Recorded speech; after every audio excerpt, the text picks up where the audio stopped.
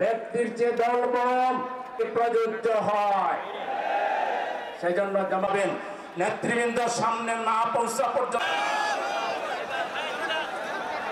আমাদের অন্তর্বর্তীকালীন সরকার উপদেষ্টাদের মধ্য থেকে অনেকের ভূমিকা এখনো জাতির সামনে প্রশ্নবিদ্ধ।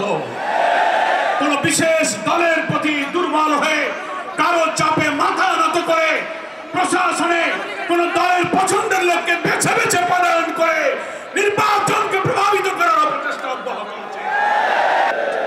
আমাদের এই 54 বছরের অন্যতম বৃহৎ তাৎপর্যপূর্ণ অর্জন হচ্ছে জুলাই বিপ্লব।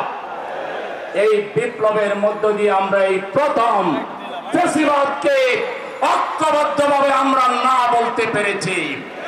2018 সালের 31 ডিসেম্বর লাইলাতুল জিন বুথের যে মহা ভোট উৎসব করেছিলেন, সেই ভোটের যারা সাহায্যকারী ডিসিএসপি ছিল তারা এখন কোথায়?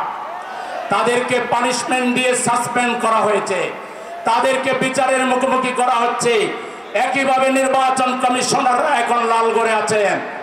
অতএব ইউনো সাহেবরা, ডিসি সাহেবরা, এসপি সাহেবরা প্রশাসনের সাথে জড়িত, নির্বাচনের সাথে জড়িত। প্রশাসনের কোন কর্মকর্তা যদি কোন দলের দিকে আনুগত্য প্রদর্শন করেন, আপনাদের ভবিষ্যৎ ওই নির্বাচন কমিশনার আর ডিসিএসপিদের চাইতেও ভয়াবহ খারাপ আপনাদের জন্য। এই ঐক্য প্রক্রিয়া, এই সংস্কার, এই লেভেল প্লেইং ফিল্ড, এই পিআর পদ্ধতি, ফ্যাসিবাদের দোষরদের বিচার এবং তাদের রাজনৈতিক কার্যক্রম নিষিদ্ধ করা, জুলাই অভ্যুত্থানে ঘৃণ্য মানবতা বিরোধী অপরাধের ফ্যাসিস্টদেরকে নির্বাচনের আগে দৃশ্যমান বিচার নিশ্চিত করার কাজে কখনো কখনো প্রতিবন্ধকতা তৈরি করা হচ্ছে। অহেতুক ওজর এবং তুচ্ছ বিষয় নিয়ে বিভিন্ন মহল থেকে